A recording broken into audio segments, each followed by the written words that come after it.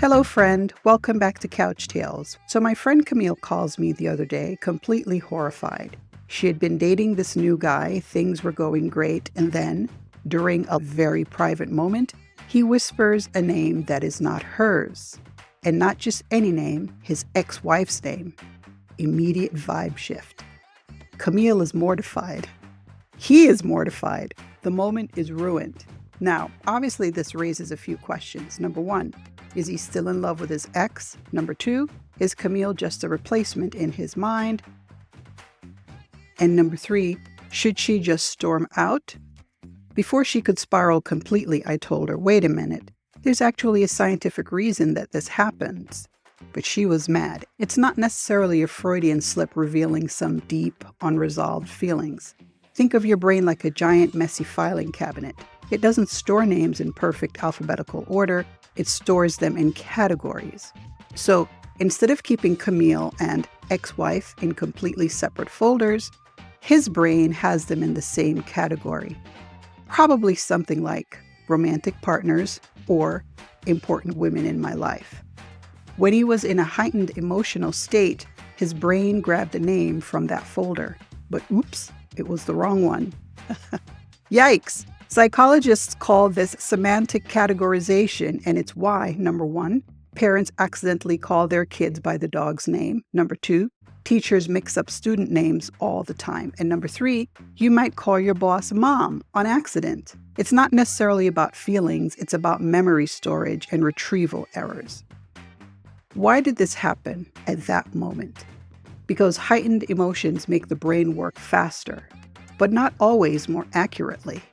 When we're excited, nervous, or distracted, our brains shortcut through information. The faster it tries to grab a name, the more likely it is to pull the wrong one.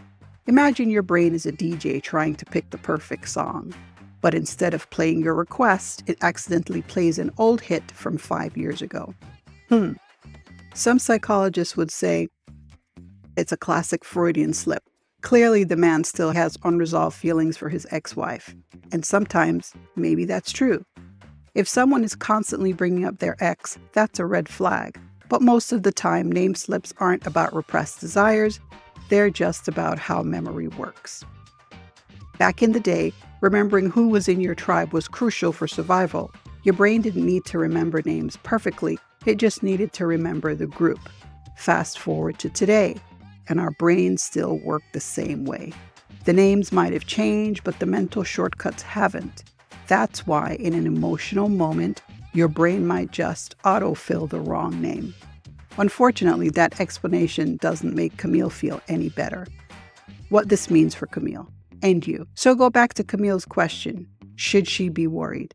Not necessarily.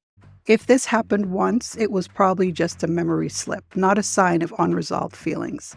It's awkward, sure, but not relationship ending. However, if someone is constantly bringing up their ex, comparing you to them, that's a whole other issue. Best to just laugh it off and move on before the moment is completely ruined. So, why do we do what we do? At the end of the day, our brains are wired to take shortcuts. They mix things up and sometimes they humiliate us at the worst possible moments. But name slips? They're just glitches in the brain's filing system. And hey, at least Camille's boyfriend didn't call her by his mom's name.